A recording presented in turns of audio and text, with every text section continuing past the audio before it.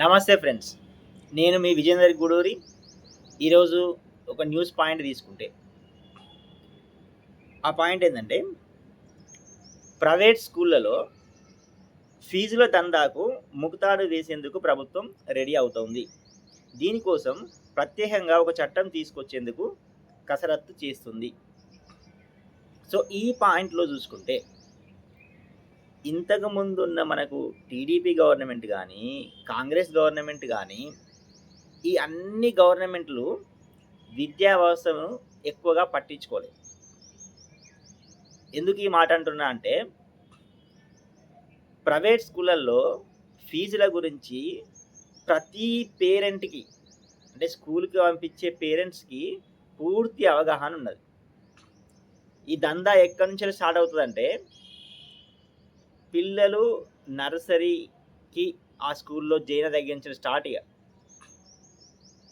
Admission fee అని, application form fee అని, తర్వాత ఆ స్కూల్లో జాయిన్ అయిన తర్వాత స్కూల్ డ్రెస్సు, బుక్స్, తర్వాత యాన్యువల్ ఫీజ్, ఇవన్నీ కంపల్సరీ పే చేయాల్సి వస్తుంది. ప్రైవేట్ స్కూల్ లోపల పోతే చదువు సంగతి దేవుడు ఎరుగు, కానీ ఈ డబ్బుల విషయంలో మాత్రం నిక్కచ్చిగా ఎప్పుడైతే మనం ఆ యొక్క స్కూల్లో అడుగు పెడతామో అప్పటి నుంచి ఈ ఫీజులకు సంబంధించిన దందా అనేది మొదలవుతూ ఉంటుంది. ప్రతి పేరెంట్కి కూడా స్వీయ అనుభవమే. మళ్ళీ ఇంకేంది గమ్మతి, ఫీజులు వసూలు చేసేటప్పుడు కూడా కొంత fees first term, second term అని చెప్పేసి టర్ముల వైజ్గా సంవత్సరం కంప్లీట్ కాకముందే వీళ్ళు డిసెంబర్ లోపలనే ఆ ఫీజులు మొత్తం వసూలు చేస్తూ ఉన్నారు.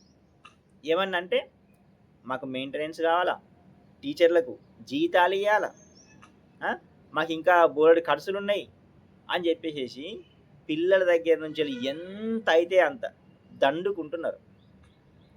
అయితే దాని విషయం లోపల ఒక పర్టికులర్గా గవర్నమెంట్ నుంచి గైడెన్స్ ఉన్నాయా లేవా, ఇంతకుముందు ప్రభుత్వాలు దీని విషయంలో ఏమైనా చర్యలు తీసుకున్నాయా లేదా?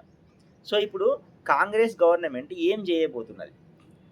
ఈ వార్త చూసుకుంటే, ప్రైవేట్ స్కూళ్ళలో ఫీజుల దందాకు ముకుతాడు వేసేందుకు ప్రభుత్వం రెడీ అవుతుంది. దీనికోసం ప్రత్యేకంగా చట్టం తీసుకొచ్చేందుకు కసరత్తు చేస్తుంది. అన్నీ అనుకున్నట్లు జరిగితే ఈ నెల 16 నుంచి జరిగే బడ్జెట్ సమావేశాల్లోనే బిల్లును అసెంబ్లీలో ప్రవేశపెట్టాలని విద్యాశాఖ భావిస్తున్నట్లు తెలిసింది.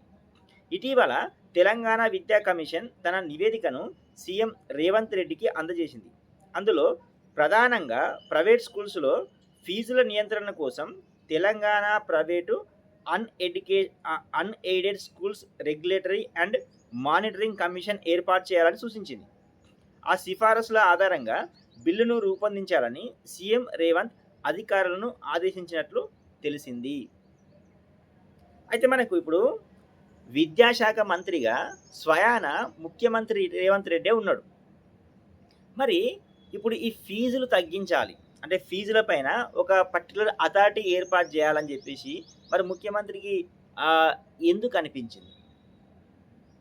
ఈ యొక్క బిల్ అనేది ముందుకు వెళ్తుందా?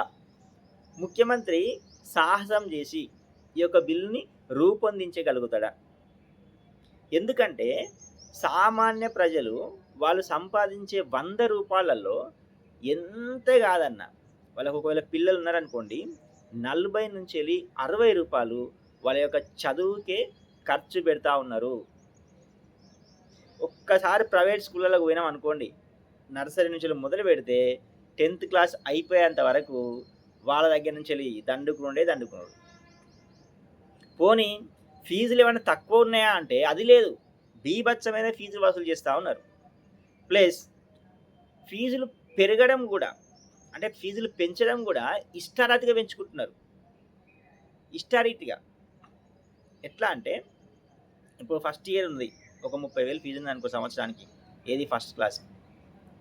సెకండ్ క్లాస్కి పోయే వరకు అసలు ఎంత పెంచుకోవాలి ఒక ప్రైవేట్ స్కూల్? అది 5%, 10% అన్నది గవర్నమెంట్ నుంచి పర్టికులర్గా ఒక జీవో కానీ రూల్స్ కానీ ఉన్నా కూడా ఈ ప్రైవేట్ స్కూల్స్ అనేటివి ఇంప్లిమెంట్ చేయట్లేదు. ఈ ప్రైవేట్ స్కూల్స్ ఎట్టి పరిస్థితుల్లో కూడా ఇంప్లిమెంట్ చేయట్లేదు. సో ఈ గవర్నమెంట్ చేయాల్సిన ఫస్ట్ ఏంటంటే ఆ ప్రైవేటుకు సంబంధించిన ఇంతకుముందు జీఓఎంఎస్ నంబర్ 1 అని ఉన్నది. టీడీపీ గవర్నమెంట్ ఉన్నప్పుడు 1990 లోపల ఆ యొక్క జీఓఎంఎస్ నంబర్ 1 అని చెప్పేసి ఒకటి జీవో రిలీజ్ చేసింది. కానీ ఈ ప్రైవేట్ స్కూల్స్ అన్నీ కూడా ఈ జీవోలన్నిటిని తుంగలో తొక్కి వాళ్ళ స్వంత యొక్క నిర్ణయాలు తీసుకొని ఇష్టారాధిన ఫీజులు పెంచుకుంటూ ఉన్నారు. 10% కావచ్చు, లేకపోతే 15% కావచ్చు, వాళ్ళ ఇష్టం. దీని విషయం లోపల ఒక పర్టికులర్గా కమిటీ అనేది లేదు. సో గవర్నమెంట్ ఇప్పుడు ఆ యొక్క ప్రైవేట్ స్కూల్స్ యొక్క ఆగడాలను ఆపడం కోసం ఒక కమిటీ వేయాలి, దానికోసం ఒక చట్టం తేవాలి అని చెప్పేసి ఆలోచిస్తుంది. మంచి నిర్ణయమే, దీన్ని ప్రజలందరూ స్వాగతిస్తారు. కానీ దాన్ని పర్ఫెక్ట్గా ఇంప్లిమెంట్ చేస్తారా, చెయ్యరా? సో ఈ కాంగ్రెస్ గవర్నమెంట్లోనూ వీళ్ళను అంటే ఈ యొక్క విద్యాశాఖ మంత్రి అయినటువంటి రేవంత్ రెడ్డి గారు అని నమ్మొచ్చా లేదా చూద్దాం. ఈ యొక్క చట్టం పర్ఫెక్ట్గా అమలు చేస్తే రేవంత్ రెడ్డికి చాలా మంచి పేరు ప్రజల నుంచి వస్తుంది. కానీ ఈ యొక్క చట్టాన్ని ముందు పెట్టుకొని ఈ ప్రైవేట్ స్కూళ్ళకు సంబంధించిన వాళ్ళ మీద ఏదో ఒక చట్టం చేస్తున్నామని చెప్పేసి వాళ్ళని ఏమన్నా బెదిరించి వాళ్ళ నుంచి ఏమన్నా లేకపోతే డబ్బులు లాంటి తీసుకునే అవకాశం ఉందా? లేదు, సామాన్య ప్రజలకు న్యాయం చేయడం కోసం, ఆ యొక్క పేద ప్రజలకు న్యాయం చేయడం కోసం ఈ యొక్క చట్టాన్ని ఇంప్లిమెంట్ చేస్తారా లేదా చూడాల్సిన అవసరం ఉన్నది.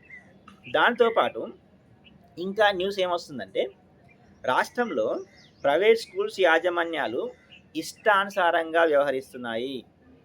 సదుపాయాలు, ట్రైన్డ్ టీచర్తో సంబంధం లేకుండా ప్రతి ఏటా లక్షల్లో ఫీజులు వసూలు చేస్తున్నాయి.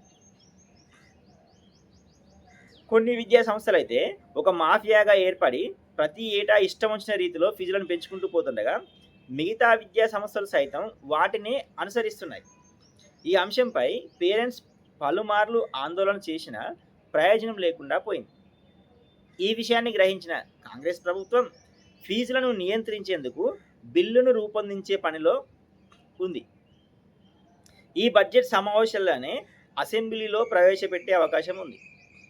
ఒకవేళ ఏదైనా సాంకేతిక సమస్యలు వస్తే మాత్రం ఆ తర్వాత సెషన్లో పెడతాం అని ఒక సీనియర్ ఐఏఎస్ అధికారి పేర్కొన్నట్టుగా ఒక వార్త అయితే మనకు వస్తూ ఉన్నది. చూద్దాం. సో రీసెంట్గా మనకు విద్యా కమిషన్ ఏ మేరకు సిఫారసు చేసింది చూస్తే, ప్రైవేట్ స్కూల్స్ ఆగడాలను గమనించిన సీఎం రేవంత్ రెడ్డి ఫీజుల నియంత్రణ కోసం చట్టాన్ని తీసుకొచ్చే విషయంలో సీరియస్గా ఉన్నట్లు తెలిసింది. అందులో భాగంగానే విద్యా కమిషన్ చేసిన సిఫారసులను క్షుణ్ణంగా అధ్యయనం చేయాలని అధికారులను ఆదేశించారు. ఈ మధ్య విద్యాశాఖపై సమీక్షలో చేసిన సమయంలో ఫీజుల నియంత్రణ కోసం రిటైర్డ్ జడ్జ్ లేదా రిటైర్డ్ చీఫ్ సెక్రటరీ స్థాయిలో కమిటీ ఏర్పాటు చేయాలని నిర్ణయం తీసుకున్నారు. ముందుగా విద్యా కమిషన్ ఇచ్చిన సిఫార్సులపై పేరెంట్స్, మేధావులు, విద్యావేత్తలు, సామాజికవేత్తల నుంచి అభిప్రాయాలను తీసుకోవాలని ఆదేశించడంతో విద్యాశాఖ అధికారులు జిల్లాల నుంచి అభిప్రాయ సేకరణ చేస్తూ ఉన్నారు. ఇది చాలా పెద్ద న్యూస్, పెద్ద విషయం. కానీ గవర్నమెంట్కి అంత సీరియస్నెస్ ఉన్నదా అని అంటే నమ్మకం కష్టమే. ఈ మధ్యలో సీఎం రేవంత్ రెడ్డి చాలా సభల లోపల ఈ విద్య గురించి కానీ, చదువు గురించి కానీ, ప్రైవేట్ స్కూల్స్ గురించి కానీ, గవర్నమెంట్ స్కూల్స్ గురించి కానీ చాలా బాగా చెప్తా ఉన్నాడు. సంతోషమే, ఎందుకంటే మన గురించి ఆలోచించే ముఖ్యమంత్రులు అని చెప్పి అనుకుంటాం.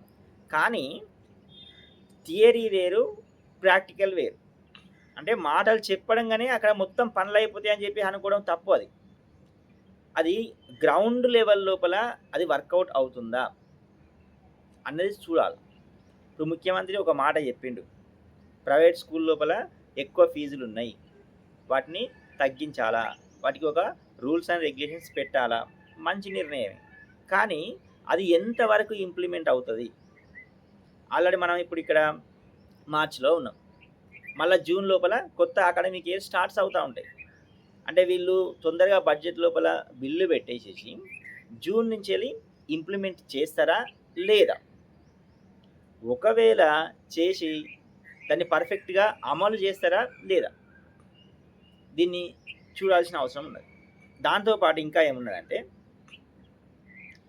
ఈ యొక్క విద్యా వ్యవస్థ పైన పర్టిక్యులర్‌గా ఒక చట్టం లేకపోవడం వల్ల చాలా చిక్కులొస్తా ఉన్నాయి.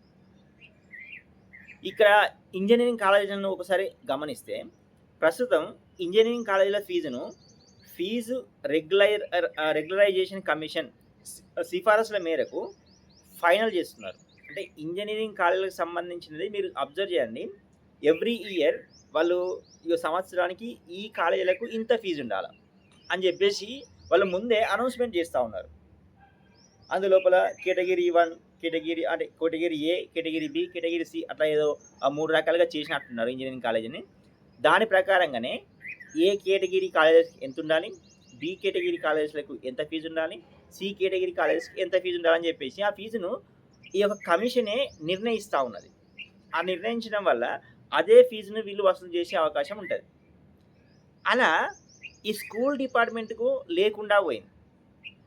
సో దాని విషయంలోనే ఇప్పుడు ప్రభుత్వము ఈ యొక్క కమిషన్ తీసుకొచ్చేసేసి ఈ ఫీజులను ఈ కమిషనే నిర్ణయించాలి అని చెప్పేసి ఒక ఆలోచన చేస్తున్నట్టుగా కనిపిస్తూ ఉన్నది. ఇంకా ఏమనుకుంటారంటే, ప్రైవేట్ స్కూల్స్లో వసూలు చేస్తున్న ఫీజును నిర్ధారించే అధికారం ప్రభుత్వానికి లేకుండా పోయింది. ఎందుకంటే ఫీజులను నియంత్రించేందుకు చట్టం లేదు. దీంతో ఇప్పటి వరకు ఫీజు నియంత్రణ కోసం విద్యాశాఖ జారీ చేసే జీవోలు కోర్టుల్లో నిలిచేవి కావు. ఈ విషయాన్ని గ్రహించిన కాంగ్రెస్ ప్రభుత్వం ప్రైవేట్ స్కూల్స్ ఫీజుల నిర్ధారణ కోసం కమిషన్ ఏర్పాటు చేసి దాని విధి విధానాలను చట్టబద్ధత కల్పించేందుకు సిద్ధం అవుతున్నది. సో కాంగ్రెస్ గవర్నమెంట్ ఒక మంచి నిర్ణయం తీసుకోబోతుంది అని చెప్పేసి ఒక వార్త వస్తూ ఉన్నది. సో ఈ యొక్క చట్టం అమల్లోకి వస్తే రానున్న రోజుల్లో ప్రైవేట్ స్కూల్స్ ఇష్టానుసారంగా ఫీజులను వసూలు చేయలేవు. ప్రతి ఏటా ఫీజు నిర్ధారించే అధికారం కేవలం ఆ యొక్క పర్టికులర్ కమిషన్కి మాత్రమే ఉంటుంది. అందుకోసం ప్రతి స్కూల్ యాజమాన్యం పిల్లలకు అందిస్తున్న సదుపాయాలు, టీచింగ్, నాన్ టీచింగ్ స్టాఫ్ల ఖర్చుల వివరాలను కమిషన్కు తెలియజేయాల్సి ఉంటుంది. ఆ వివరాలను పరిశీలించి వాళ్ళు స్కూల్కు వెళ్ళి విజిట్ చేసిన తర్వాత, అంటే ఆ స్కూల్స్లో మొత్తం ఎంతమంది పిల్లలు ఉన్నారు, ఏ క్లాస్కి ఎంత ఫీజు కలెక్ట్ చేస్తూ ఉన్నారు, దానితో పాటు అందులో ఎంతమంది టీచింగ్ స్టాఫ్ ఉన్నారు, నాన్ టీచింగ్ స్టాఫ్ ఉన్నారు, వాళ్ళకు ఎంత జీతాలు ఇస్తున్నారు, ఇవన్నిటిని అబ్జర్వ్ చేసిన తర్వాత ఆ యొక్క ఫీజుని ఫైనల్ చేస్తారంట. నాకు తెలిసి ఈ యొక్క విషయం అనేది చాలా కాంప్లికేటెడ్ ఇష్యూ, చాలా ఆలోచించి నిర్ణయం తీసుకోవాల్సిన విషయం. ఇందులో పేరెంట్స్ చాలా గవర్నమెంట్లను రిక్వెస్ట్ చేసిండ్రు. ఎందుకంటే ప్రైవేట్ స్కూళ్ళల్లో ఫీజులు ఇష్టారాజ్యంగా వసూలు చేస్తున్నాయని చాలా న్యూస్ ఛానల్స్లో వస్తాయి, పేపర్స్లలో వస్తూ ఉంటాయి, గవర్నమెంట్కు మొరపెచ్చుకుంటాం. అయినా కూడా ఏ ఒక్క గవర్నమెంట్ కూడా ధైర్యంగా ఈ యొక్క ప్రైవేట్ స్కూళ్ళ పైన నిర్ణయం తీసుకోలేకపోయినవి. మరి ఇప్పుడు ఈ కాంగ్రెస్ గవర్నమెంట్ ఒక చట్టం తెస్తా అని చెప్పి అంటుంది. ఆ చట్టం యొక్క విధి విధానాలు ఏంటివి, ఎప్పుడు తీసుకొస్తారు, దానికి ఏమైనా పర్టికులర్ టైం ఉందా, ఒకవేళ వాళ్ళు చట్టం తీసుకొని వస్తే స్కూల్స్ సంబంధించిన మేనేజ్మెంట్ వాళ్ళు ఒప్పుకుంటారా, ఇవన్నిటిని పరిశీలించి గవర్నమెంట్ ముందుకు వెళుతుందా, ఇవన్నీ కూడా $1 బిలియన్ ప్రశ్నలు. చూద్దాం. కాంగ్రెస్ గవర్నమెంట్ ఎడ్యుకేషన్ గురించి చాలా మాటలు చెప్తా ఉన్నది, చేస్తా అని చెప్పేసి ఒక నమ్మకాన్ని కల్పిస్తుందా లేదా? ఒకవేళ ఈ చట్టం అమలులోకి వచ్చేసి ఈ స్కూల్లో ఎవరైతే ప్రైవేట్ స్కూల్స్ లోపల చదువుకునే పేరెంట్స్కి న్యాయం జరిగితే దానికంటే మంచి విషయం ఇంకోటి లేదు. పాజిటివ్ని ఆలోచిద్దాం. ఈ గవర్నమెంట్ మంచి నిర్ణయం తీసుకుంటుంది, కామన్ మ్యాన్కి మంచి చేస్తుందని చెప్పేసి ఆలోచిద్దాం. Let's wait and see.